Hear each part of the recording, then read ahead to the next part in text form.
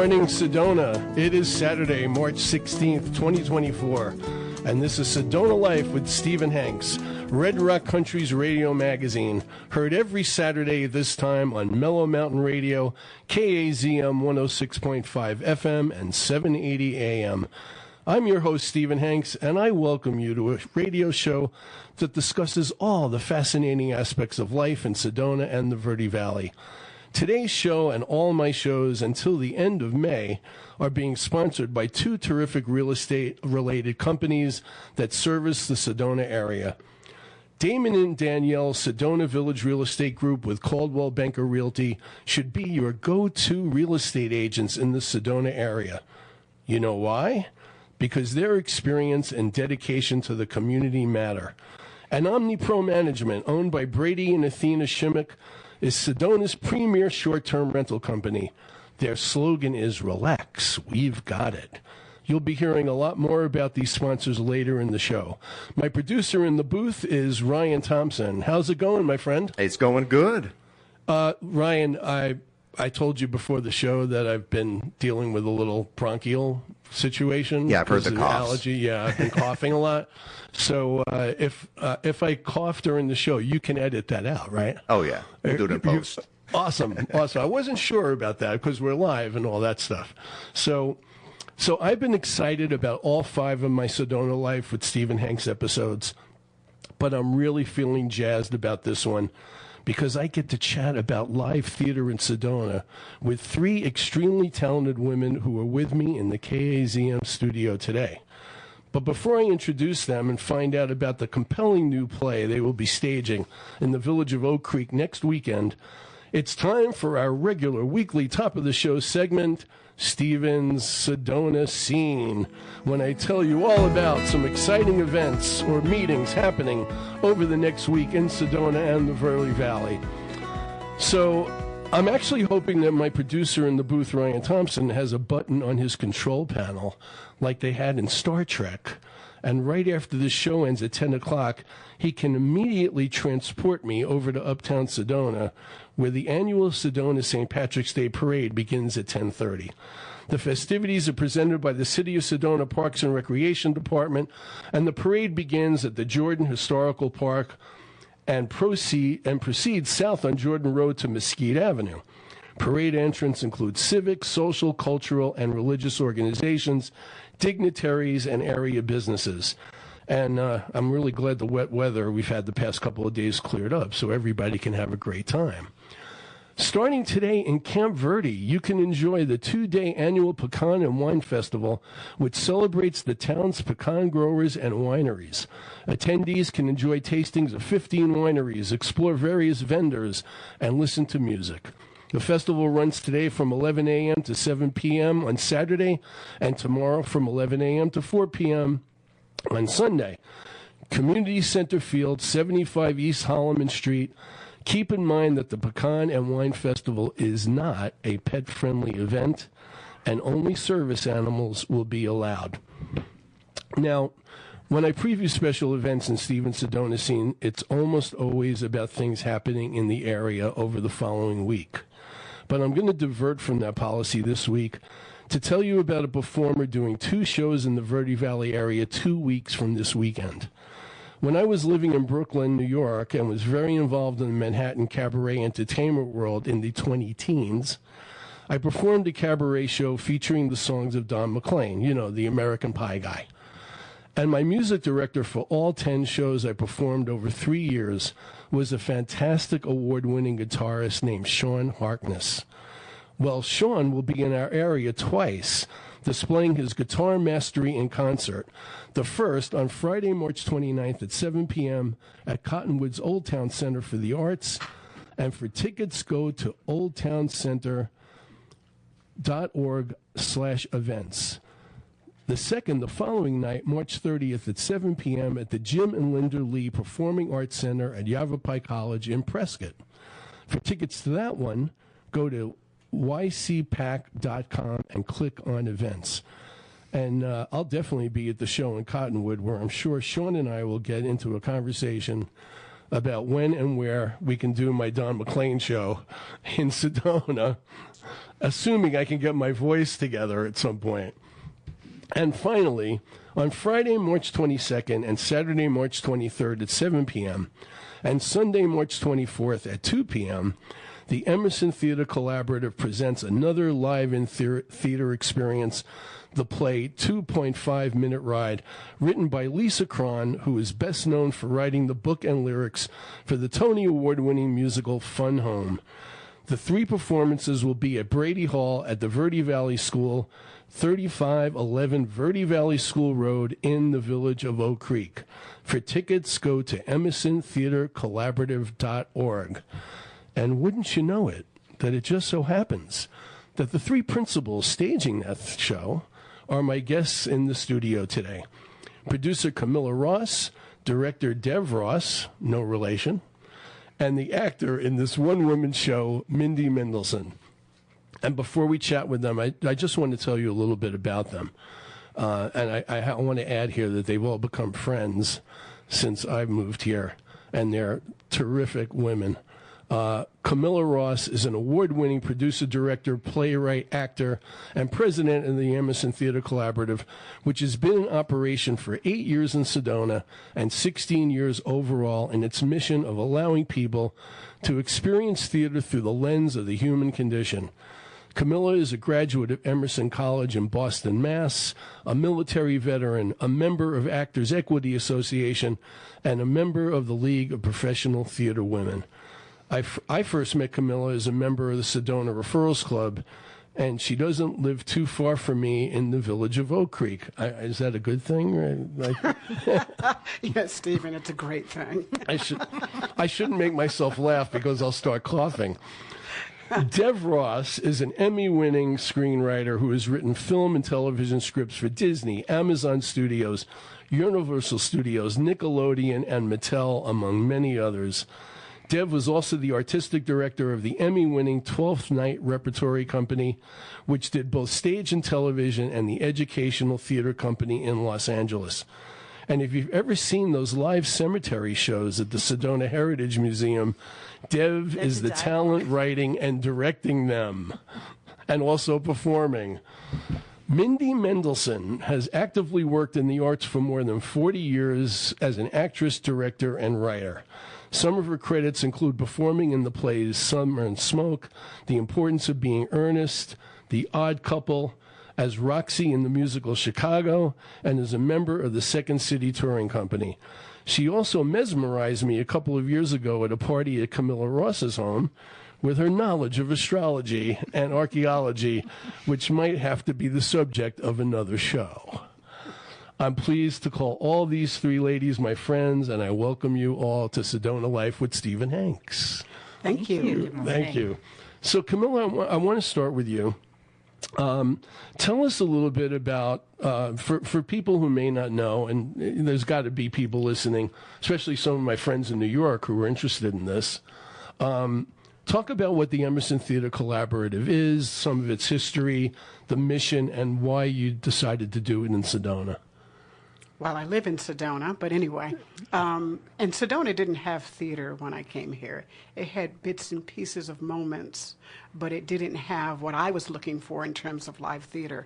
And so that was actually the original purpose of creating the company overall. Mm-hmm. When I was living in Stonington, Connecticut, Mystic region.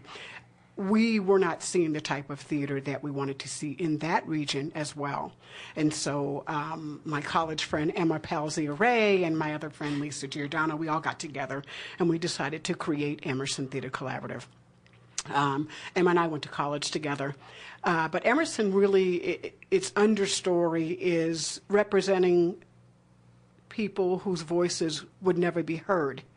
And I think that's the basis of humanity for us. A lot of people have things to say, but no one's listening. And so we built it so that people could come and tell a story about a human condition that needed to be placed in the forefront. Yeah. So Well, that creates a good segue to actually what my next question was going to be. When I was back in New York for a few years, I was involved in an organization that did stage readings of new musicals. Musicals that were written, people were looking for producers that wanted to try to get on Broadway or off Broadway. And naturally, in a situation like that, you're always going to get properties thrown at you. Yes. Projects thrown at you. And it's a very difficult decision to figure out what you're going to go ahead and produce. So I'm sure you have that. What is your process of how you decide what shows you're going to do? Well, we do a lot of reading, first off, but a lot of it is pretty much if it matches our mission and if it supports humanity in such a way that it becomes the conversation, we will produce that show. Because we feel like everyone has a story, but there are stories that need to be told that no one's listening to. Yeah. So those are the important things. And I think the more times that we produce things that are of good quality in the respect of humanity, those stories should always be at the forefront, because we don't want to let history go by and think that it's okay to repeat history, because history doesn't repeat itself. People repeat history. Yeah. And it's something in our underlying mission that we don't want to come to that surface. Right. It needs to be talked about. It needs to be eliminated. And those are the important things. People think that, that was past history. It's never past history. Yeah. Because there's always someone thinking to repeat it. Yeah. Now, since I came to Sedona almost 3 years ago, I've seen a number of your shows, and they seem to focus on either race, gender, politics, all those issues that really make you want people to leave the theater thinking. And that's what good theater does. It makes you think and feel and maybe explore feelings that you never really were honest about yourself about. True. I do want to make a moment. The shows that we do, I don't consider them political. Okay. I consider them to be humanitarian moments of life, because everybody's dealing with something. And if we don't look at those some things, we have what we have in this country right now. Right. So what attracted you to 2.5 Minute Ride? Mindy said, hey, I have this great play that I think would really be something for Sedona to see. And so I said, okay, let me order it. So I order it and I read it. And I'm like, yeah. Because I feel like, again, with history, if we don't keep telling the stories of the past, they will become alive in the present. Yeah.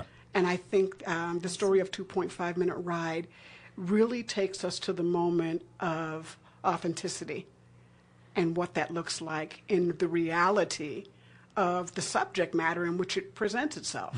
So I think it's important that we acknowledge the stories of the Holocaust and the survivors, and to say, yeah, that happened. Right. And to not deny it.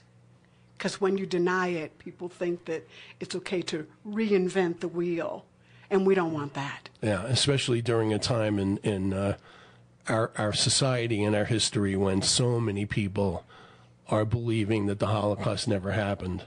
So it's really important to get these stories out. Mindy, so what made you go to Camilla with the show? Tell us a little bit more about the specifics of what the show's about. So 2.5 Minute Ride is, to me, we do have the backdrop of Lisa's father having been the only survivor of his family of the Holocaust. What drew me to the story is Lisa and I were friends in high school. This is very personal for me. And college. We actually did theater together. And I used to have dinner at her house. We met when I was a senior in high school. And in, I think, 2006, she was nominated for her first Tony for a play called Well, which she starred in, and 2 Tonys, and had written. And I'd been out of touch with Lisa for years. So I wrote her and said, I'm so excited for you. And then I looked up her work, and I wanted to read it, of course. And so I ordered the play. When did she write this? She wrote this in the mid-'90s, and Wow. it was her first work. She'd written several plays before then. It was her first work that really achieved acclaim. It won Drama Desk Awards and all these other awards. And when I read the play, I was blown away by the play. And so for years, I thought, God, I want to do this play. But honestly, I thought I wanted to direct it. At the time. And then Camilla and I met doing an original piece called The Awesome Difficult Work of Love in 2022. And because of the quality of pieces that Emerson Theater Collaborative does, I thought this play would fit in that wheelhouse. What I want to say about the play is this is a play that will make you laugh hysterically, and it will also make you cry. And it's about family. It's about family. It's about the human condition.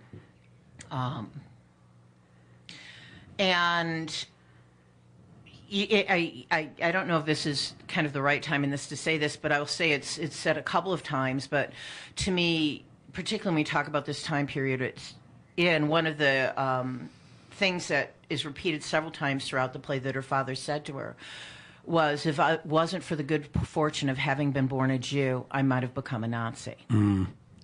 And his point was the common humanity. He even says, I wonder if I had the opportunity to choose, would I have had the courage to say no? So was this always written as a one-woman show? This was. She wrote this. It was developed over a period of a couple of years, and it was workshopped. It started in small theaters, and then I think ended up off-Broadway. I'm not sure of that.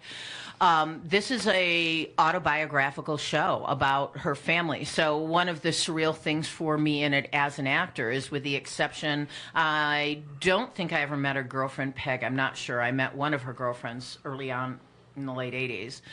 And I don't know her extended family, but I know everybody else in this show. I know her mother. I know her father. I know her brother. In fact, 2.5-minute ride refers to the length of a roller coaster ride at the amusement park Cedar Point, which is in Sandusky, Ohio. And actually, the last time I was at Cedar Point was with Lisa Crone and two other friends in 1979. Wow. So when you told Lisa you were going to do the show here, I haven't told her that we're going to do the show here. I've been out of touch with her for about 10 years. But you have the rights. Well, yeah, but Emerson has the Emerson I have don't the rights. personally have the rights. She didn't receive an email. Mindy Mendelsohn just got the rights to your show, Lisa. Are you sure you want her to do this? She knows you pretty well. Right. So you're not flying her in to see it? No. Okay. No, I would be terrified. I respect Lisa really well, but I would probably be semi-terrified if she was in the audience. Right. Which is funny because I've acted with her several times, and in particular, I was in Cabaret with her in 1984. In New York? Oh, no, in Lansing, Michigan, where we both grew up.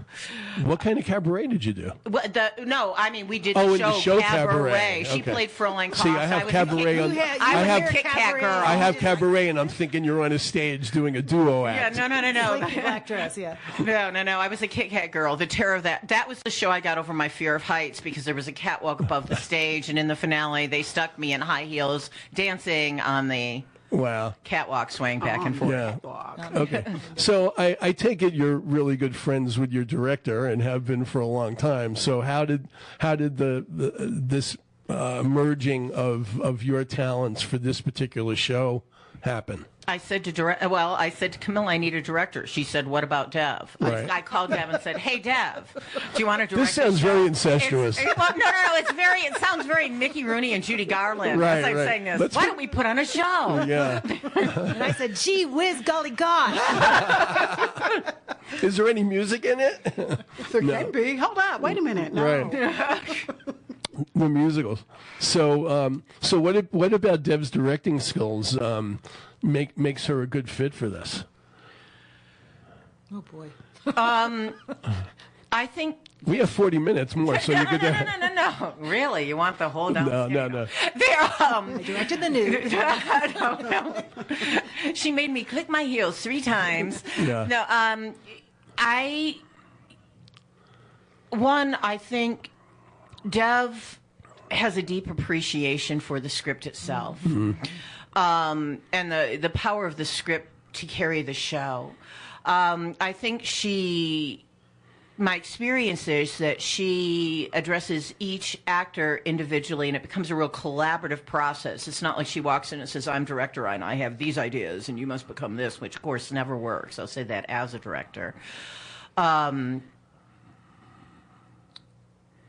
So, and also, I just adore Dev, and we're good friends, and so I think that's very helpful because, to be quite frank, it has been really startling for me in the rehearsal process how personal this show is for me.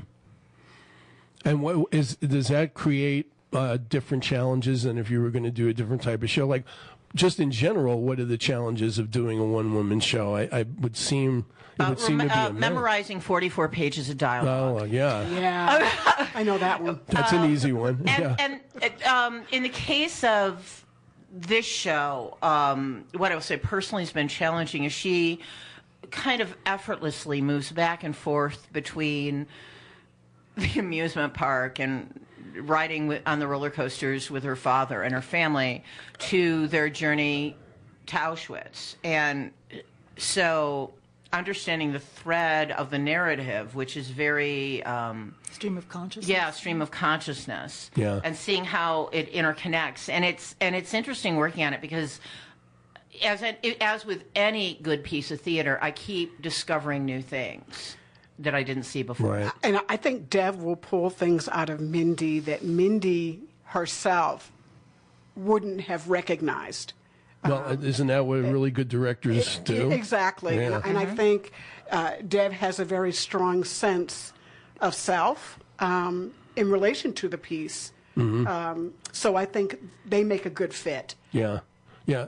And so, Dev, Mindy's talking about how personal the show is for her. But I would imagine that in different ways, the show is probably very personal for you as well. I mean, what attracted you to want to do the piece, and how do you feel about it? Well, I'm going to start off by saying I will admit that I'm a snob, and I worked as a reader and I read a lot of plays, and I read a lot of manuscripts and scripts for Paramount Studios and Jane Fonda most specifically. And I got to the point after reading hundreds and hundreds and hundreds of scripts and books and manuscripts of reading the first 10 pages and going, ugh, I can't.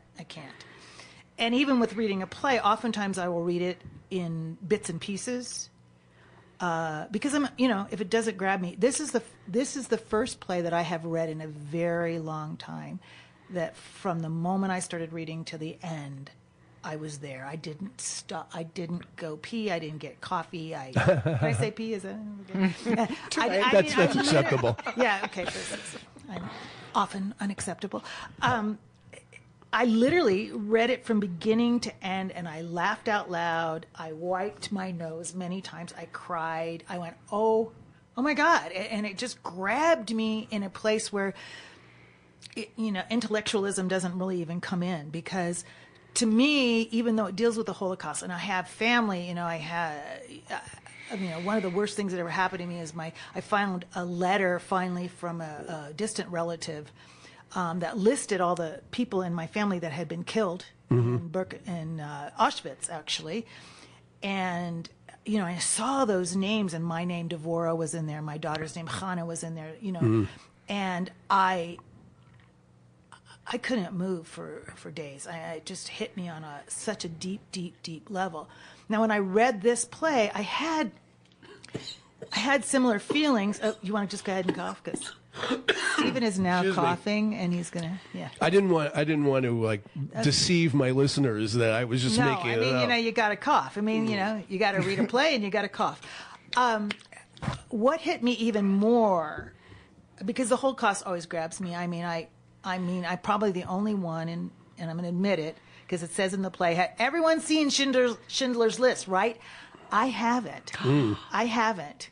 And I'm admitting that now because I couldn't I just couldn't. I couldn't. I had already done a play called Survivors, and I had helped co-write it, and I was an actor in it. And we did 2 shows. We were doing 2 shows a night because we were getting lines around the block. That was specifically from us interviewing about 50 survivors and writing their story in this play, and it was done in L.A. Dan Sullivan gave us a great review, and we literally after that I just felt like I couldn't do it anymore. So I will see it, I promise. But I had so many friends say, "I'll come with you. I'll hold your hand." Even though the play brings up those things, this is a play that I think is so special because there's not in being so specific. It is completely universal. Back some months ago, Camilla did a play from a one-woman show from. She had come from North Korea, Right. and her journey again from escaping North Korea and coming to South Korea was so specific. How many people can relate to escaping a communist country like that? And yet it was so specific and so human. I was deeply moved. It wasn't like, well, I can't relate to that. I wasn't in a communist country. It got me. And the same way that this play got me, because in being so specific about her father and his losing his parents and going to Auschwitz and then cutting back and forth to being on a roller coaster, I just went, there's not one person, I don't care what their orientation is, what their cultural background is, what their religious background is, what their political beliefs are. There's not one person that's not going to relate to this play because it's so specific about we all have crazy family members. Sure. We all have parts of our lives that we're ashamed of, you can't help. You could be from the deep South. You could live on a Native American reservation and still relate to this story because of your own family stories. And that is what's so universal about this play. It's about us, just one of us, but it connects the humanity. Can I say, just because of the way we're talking about, this show is not a tragedy. The show is a dramedy. Yeah. If anything, it is a triumph. I don't want people listening to all this and think, oh, I'm going to come, it's too heavy, like I can't see it, like I can't see Schindler's List.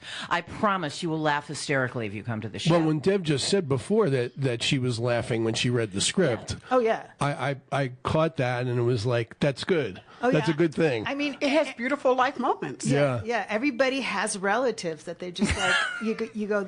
This is a sitcom, This is and Lisa had Everybody loves Raymond. you know, Oh, well. yeah, you can't help but.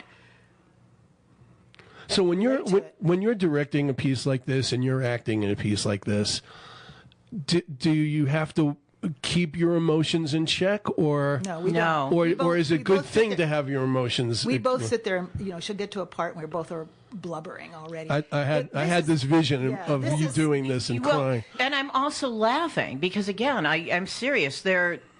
I'm serious as I laugh. There's just, She seriously laughs. It's very. I mean, Serious. when she's describing the various antics of her family, whether it's or just her own reactions between her mother and her father and her brother who lives in her dead grandmother's house. There's this very funny line at one point. Because David, her mother, Anne, asked David to go live in her dead grandmother's house so she could keep the house insured. And Peg, her girlfriend, says, David better never get in any trouble with the law because he lives like a serial killer. I mean, look at the facts. He lives in his dead grandmother's house with a stack of gay male pornography because his mother told him to. I mean, it's just... Yeah. Yeah. There's beautiful moments. Yeah. Yeah. So Camilla, obviously you've been watching the process and Actually, no. No? Really? No. Monday, I will begin watching the process. Okay. Because Monday starts Tech Week. Okay. And that's when I come in and say, So yeah. Yeah. So I that's would that like to add process. something too, because I've directed a lot, and this has been a very different experience because as a director, I have every experience is different. As a director, I've been very heavy-handed. Like when I directed the people enacting dead people in the cemetery. I'm Right. often very heavy-handed. I'm dealing with people, wonderful Who are people. dead. Well, they're dead. Well, they're not dead, but suspending belief here. Right.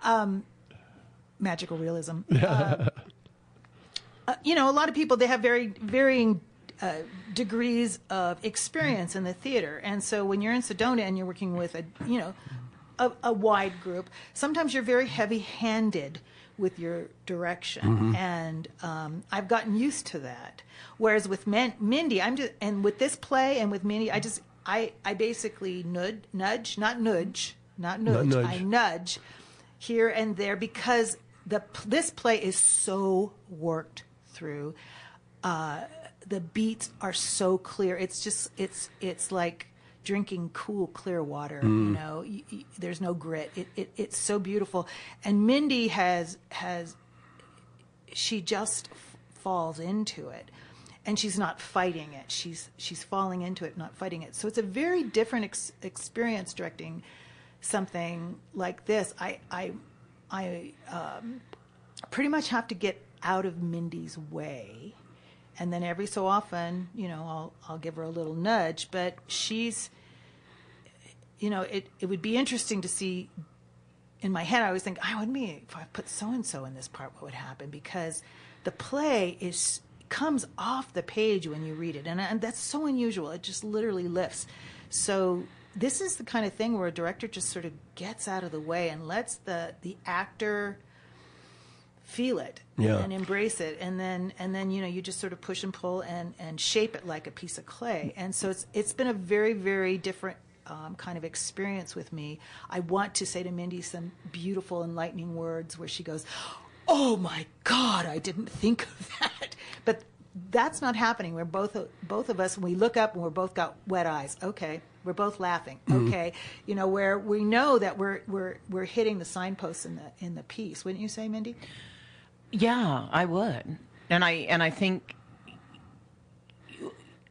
yeah, I would, and I was going to say, and I think even when, like, I was thinking of a piece of direction she gave me a couple of days ago that I didn't really get or agree with originally, and now working it through, I see how it fits. Oh, would you want to admit that to me now? Yeah, I'm admitting it to you now on air. Are you impressed? Is everybody listening? Are you impressed?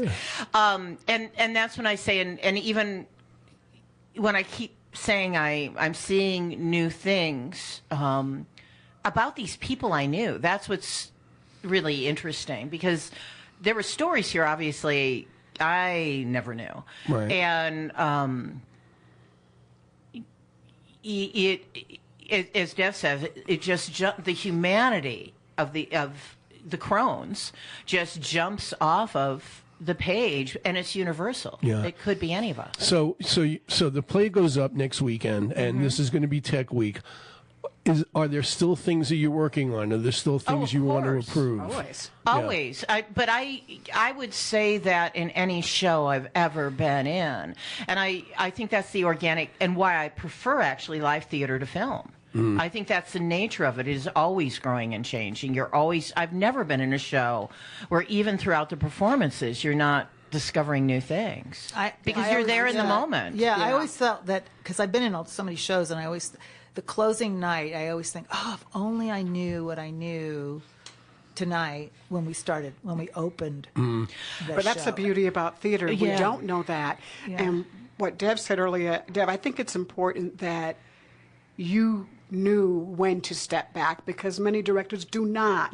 And they seem to, want to be, as Dev said, heavy-handed, and not leaving the actor enough room to experience the moment, to grow in the character, and to be able to build it. Yeah. So you need to know when to step back and when not to. Great point. And That is a good point, yeah. and I would say, both as an actor and a director, you might see it differently. It's so interesting. I'm listening to us all speak about the moment. I think this is Sedona, so I will say it. The spiritual nature of theater. Live theater is an exercise in learning how to be in the moment and let the moment carry you. And the minute, we've got 3 performances, not only will each of them be different because I'll be different in the moment, we then have the addition of when the audience walks in. That's an entirely different element. they are a live energy that you're interacting with as well. Yeah. I think that it's really important. I was just working with some kids, kid actors, and I said, you're acting.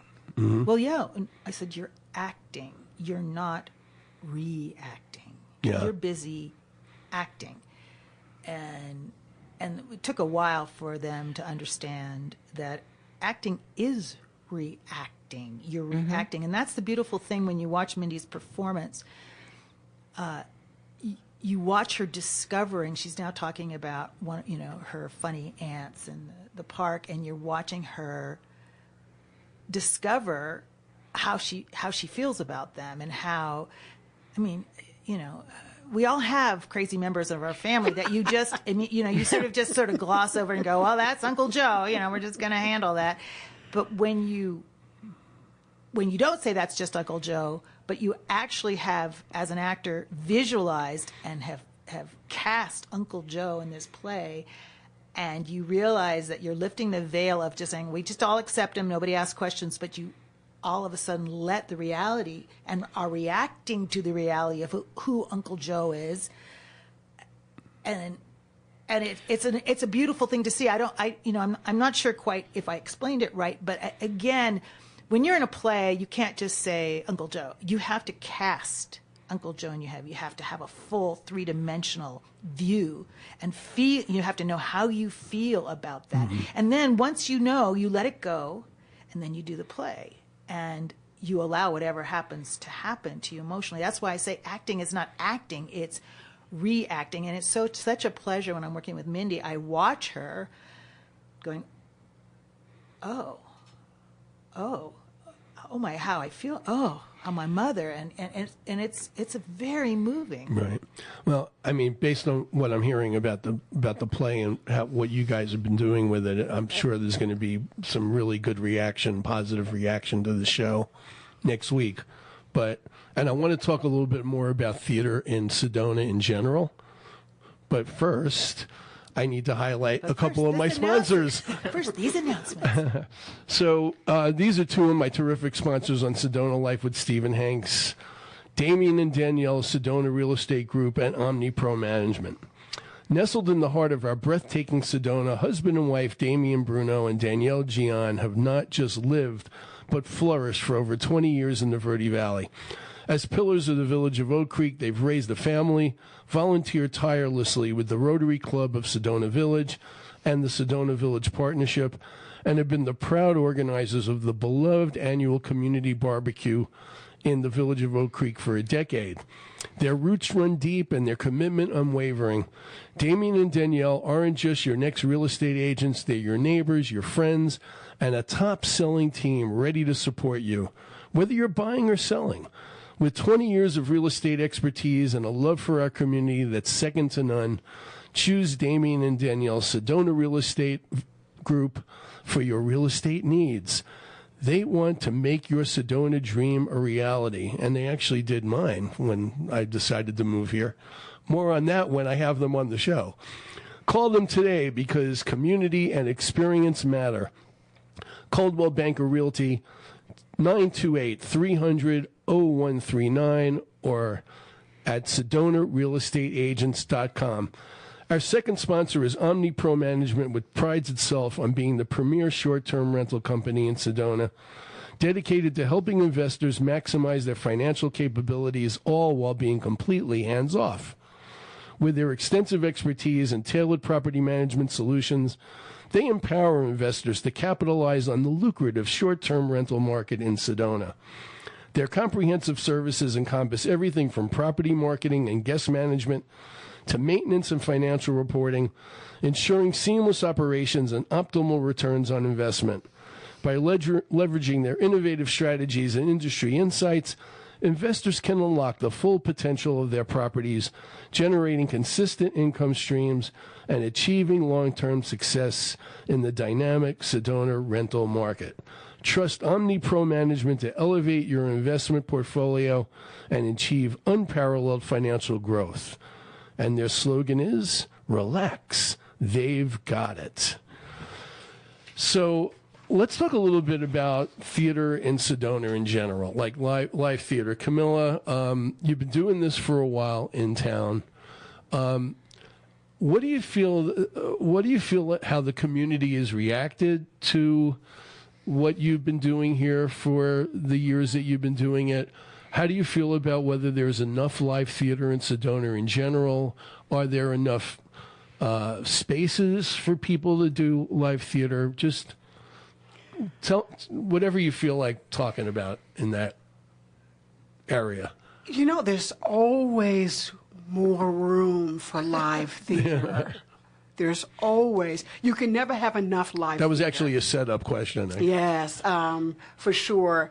I love what I do, but I think it's important that Sedona acknowledge the importance of the arts in general and start supporting the moment, because the arts give so much more than what people think. I read an article about a week or so ago about the survey that was done and whether people support the arts. And it just made me a moment, because I feel like people don't fully understand what the arts do for a community. Mm-hmm. We are the essential, we're more than economics, but we build communities in such a way that people move into those communities because of the culture in which is in that community, and their children can thrive. Families thrive when there's arts-related content created and being built within communities. Mm-hmm. It's the backbone of education, is the arts. And when you remove it from the moment of educating children, we see what we see now in our kids. Yeah. It's essential that art be put at the forefront, at the top of the budget, and say, hey, we're going to contribute this amount of money. I would love to see Sedona have a $2 million performing arts budget, so that this community can be the community that it should be in terms of art. When people come here, I want them to come and see a great live show. I want them to come and see amazing music. And Sedona Chamber Ballet, having these top quality nonprofits in Sedona, should be speaking to the people that live here and support the art that's here. Because soon enough, with all the theaters that are dying in this country, Sedona could be the next one, and not having live theater. Yeah, this may be a little controversial to bring up, and I admit that I don't know as much about it as I would like and plan to. But I'm sure all of you have heard about the effort to get that cultural park amphitheater that was here years ago going again. And the little that I've heard about it, it's supposed to be like a 5,000 seat outdoor amphitheater for live shows. And my reaction when I heard that was, well, first of all, are the people really going to come on a regular basis to Sedona to see those kind of live shows with bands and music and all year round? Like, is it supportable? And then why not take that effort and put it into smaller spaces, like supporting what Camilla does, or building another small theater in town that may be a few hundred seats, where people can do more of these kind of plays, and even where you can do musicals. I mean, it would be great to see, I've had conversations with Camilla. We had breakfast about a year ago, and I said, so when are you going to do a musical? And I know she has ideas for them. I've done musicals, but Yeah. I've done a lot of original musicals, which have been very, very successful. Because again, I like the essence of a playwright dropping that play on my desk and allowing me to see their work and see their vision. And so if that vision meets what my mission is, I would wholeheartedly do it. Right. Because I think musicals have their place. I have singing dead people in the cemetery. There you go. I have singing dead people. The last show went over really well. The problem is that we haven't, we're at an infancy, because a lot of times, I said, I'm going to do, Our Town Sedona, Only We're Dead, the musical. That was the name of it. And then I went, oh my God, I only have a handful of people that I can cast who sing, and Mindy was one of them. And it becomes a real challenge because you have this idea that you want to do it, but then you have to have the people to fulfill it. And we haven't really cultivated that, but we can. We can do it through the high schools, and we can cultivate it. But it all has to work in tandem together. Right. Well, and I know you've been here, you and I have been here about the same time. I was here. I've been here 31 years when the park was in operation. Yeah. And the concerts worked. And people came. But in the same way, when Camilla was talking about supporting the arts, and specifically the performing arts, at the time, the town never really got behind it. And that's what people don't talk about. Mm-hmm. And we've had other huge things go in and out. And it's I think the cultural park can operate and we can have other theater. Absolutely. But it's about developing audiences and supporting it. And whether it's the park or any smaller theater, let's be real. Even in a city, and you can look at sports events for the same thing, they don't make it just on their ticket sales alone. Right. They have sponsors. Yeah, if you look at they have underwriting. You can talk about Steppenwolf in Chicago. You have to, with the cultural park, because it only seats, 750 people? You know, you're going to bring in, let's say, Chicago. Well, Chicago, it's 750 people is not going to pay for Chicago. Exactly. So what you have to do is you have to have people who know how to book, so that Chicago, let's say, is going in and they're going to play in Phoenix, and then they're going to come up and they're going to well, that's the plan. You catch them in the middle, and it has to be orchestrated just right. And I just don't think that we have plenty of people with love and commitment who want to do those things, but again, you have to create the infrastructure that can support. Sedona has you have the Sedona Performing Arts Center. Right.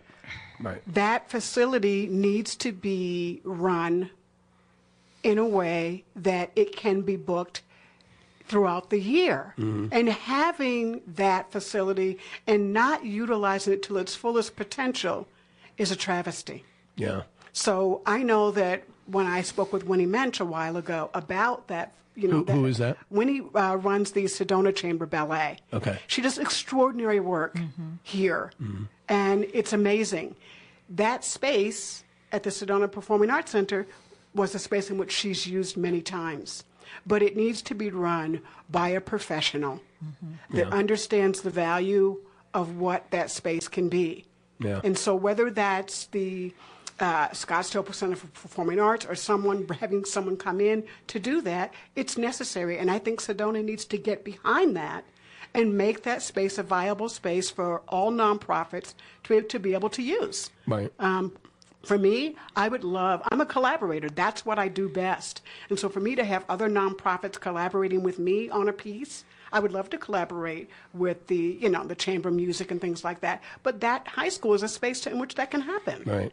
And the Sedona Symphony does 4 or 5 shows a year there. Yes, exactly. So we have that space, but it needs to be in that moment of being cared for. Yeah, and speaking of care, I mean, the other issue, and this may be delving into a little bit more of the political realm in town, but, if you're going to have, whether it's an amphitheater or more facilities where you're going to be able to do shows, you have to have people to work it. And those are the service people. And one of the problems in Sedona, as I see it, is there's not enough places for people in service jobs to live here and that are affordable. And that also impacts the arts in a way, because you need those support people to run those things. Well, and it's not just Sedona at this point; it's the Verde Valley in general. Well, I hate to say this relative to your sponsors, but we've been impacted, as you know, by short-term rentals. Right. And it's not only do we need the service people and the support people, you need the salaries for the staff for the artistic staff, not just whether it's the Performing Arts Center, whether it's the Sedona Cultural Park. That isn't just one person running it. You need a team to make it successful. Mm-hmm. Yeah. I want to bring up, I was doing research a few years ago, and I brought it in front of the city government, but it's definitely a long term. But I went and I looked at what they did with old Las Vegas. Mm-hmm. It was dying. It was, it was really prostitutes and Right, joints. And what they did is they went in, the whole community collectively, and reinvested in old Las Vegas. And it became theaters. It's an art mecca now. Art mecca, and everybody profited. There, the employment of it, all the little cafes and restaurants that sprung up, and when I go to Vegas now, that's the place I go, because it's great. It's alive. It's happening, and it's completely different than when you go to the main street of Vegas. And I feel very strongly that we could do that here. Now, we don't have the big casinos that can throw in money, but we do have other kinds of revenue. It just takes a lot of planning and, of course, a lot of will, because I really would love to see Sedona be a community not just animated by tourism, but animated by the arts, and that we find that balance. Well, and that we walk our talk. Right now, unfortunately, what happens with the arts is, when the money is given to the arts, it's like, oh, isn't it nice? We're supporting the arts. Well, let's be clear. The arts are indeed not just here an economic engine. American for the Arts has statistics that across the country, there is more money pushed into communities through not-for-profit arts events, but then there are collectively by sporting events. But we don't see that. And so... And then there's the way the arts, as you say, positively impact a community. I remember years ago when Jane Alexander was the president of the National Endowment for the Arts, a speech she made in front of Congress, and her words resonated with me profoundly. And what she said, and she was, of course, talking about the arts and education, but it's true across the board. When you teach a child to draw, you're teaching them how to see. When you teach a child music, you're teaching them how to listen. And when you teach a child how to write, you're teaching them how to think and express themselves. When you're teaching a child theater, you're teaching them to be empathic with the rest of humanity. And I think that, so when we look at old Las Vegas, you've got the profitability of that, but you also have the way it brings community together, and we powerfully need that. Job. They really did. They did. They did a beautiful job. I was there, a few weeks ago visiting, my friend Robin, and the whole area there is just extraordinary. There's art galleries and food and theater and music, and it's just beautiful the way they've come in together and said, "Hey, we want to make this a place to be." And I think Sedona has the great potential to be that place. Right. The arts also, because I lived in California and when I was with the different educational theater company, and we toured throughout. And then there was a period of time where they cut all arts out of the school, and it was about a 3-year period, and they watched grades averages plummet. When they saw that happening, they invested in the arts in schools, and they saw grade averages go up. And I think that that's just in education, but when you look at that across the board in a community, when you have valid arts programs, not only are the kids excited about going to school, but the kids become excited about community, their own self-expression, and it resonates throughout the whole community. And I think that in this country, unfortunately, because a lot of the other countries, I lived in South Korea for a while, and the arts are it's a part of the government. It's you see some amazing stuff now coming out of South Korea. Why? Because more than 20 years ago now, they started investing heavily in the arts and arts creation. And there you can't, whether it's good or bad, there you can't be an actor or director unless you go to college. You have to be well educated to go into that field. And they've just blossomed. And for some reason, and in so many other countries as well, arts is just inculcated within the nation. And for some reason, we don't do that here. And I've never really been able to understand why. But it shows in our own, I think we are an arts community to some extent, but it shows in our community that we're not an integrated arts community. Right. And it seems to be endemic in the whole United States. I may be wrong, but They don't support the arts as much as they need to be supported. And I don't, in this I don't know country. I don't know how, because you see how it's benefited so many other countries. I mean, right now, just in film, the United States is trying to trying to keep up with South Korea, and it's just a little teeny country. But their art is burgeoning, and I don't know what the disconnect is. And it'd be really interesting to see how is it our Critical thinking is beautiful. well, yeah, but did it come in? How long ago did this happen? Did it come when the Pilgrims came over? And I don't know. No, you would be the Puritans then. The The Puritans, ones who yeah. didn't believe dancing was okay. Maybe. Well, but I don't know. But there's just something that's underneath this all Yeah. that I think it's time to change, especially now, Yeah. because we're so isolated and we have all our tribalism going on, and we need to really bring it together. And I believe arts is the answer. Yep, Yeah, arts absolutely. brings people together. Yeah. It doesn't separate Well, people. That's exactly why people like going to the movies. Yep. It's because, and it's true of theater too, but let's just speak to the movies here. You can walk into a theater and see something and your heart opens, your life completely changes. Yeah.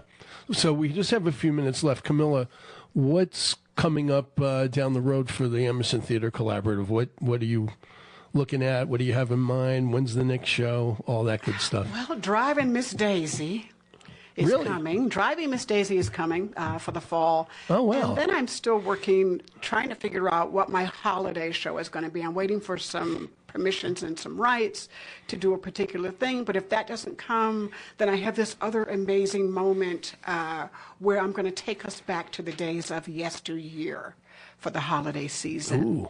And so it's a compilation of great stuff together. So that's what I'm excited about. Great. Well, but for now, we've got 2.5-minute ride. Again, Friday, March 22nd, and Saturday, March 23rd at 7 p.m., and Sunday, March 24th at 2 p.m., the Emerson Theater Collaborative presents the show written by Lisa Cron. The three performances will be at Brady Hall at Valley Verde School Road, 35... Verde Valley School. Verde Valley School, excuse me. Yes, thank you. Yeah. Thank you, Verde Valley. 3511 Valley Verde School Road. I just moved here. I'm still haven't gotten this right. In the village of Oak Creek. For tickets, go to emersontheatercollaborative.org. I really want to thank my guests, Camilla Ross, Dev Ross, and Mindy Mendelson. Thank you, ladies, for being here. Thank you for Thank you, having Steve. me. Thank It you. was a great conversation. Special thanks to my two sponsors, Damien and Danielle, Sedona Real Estate Group, because community experience matter, and Omni Pro Management, Sedona's premier short-term rental company. Relax, they've got it. Thanks as always to Ryan Thompson, my producer in the booth. And by the way, tell your friends who couldn't hear the show live today that they can listen to a podcast version anytime on Apple Podcasts. And please email me with comments and questions to Stephen, that's with a PH, at mellowmountainradio.com. Please tune in next week when I'm actually working on a surprise guest. So I'm not going to reveal it right now, but I hope you'll turn in. And just want to tell you, everybody, thanks for listening. This is Stephen Hanks presenting Sedona Life, and we're going to continue to do shows that explore all aspects of life in Sedona. In April, we're going to have some terrific shows. Actually, on March 30th, I'm going to celebrate the beginning of the baseball season with a baseball preview because, as most of my friends know, baseball is very close to my heart. So tune in for that when we're going to have a couple of baseball experts talk about the Diamondbacks and the 2024 season. Thanks for listening, everybody. Thanks, Stephen.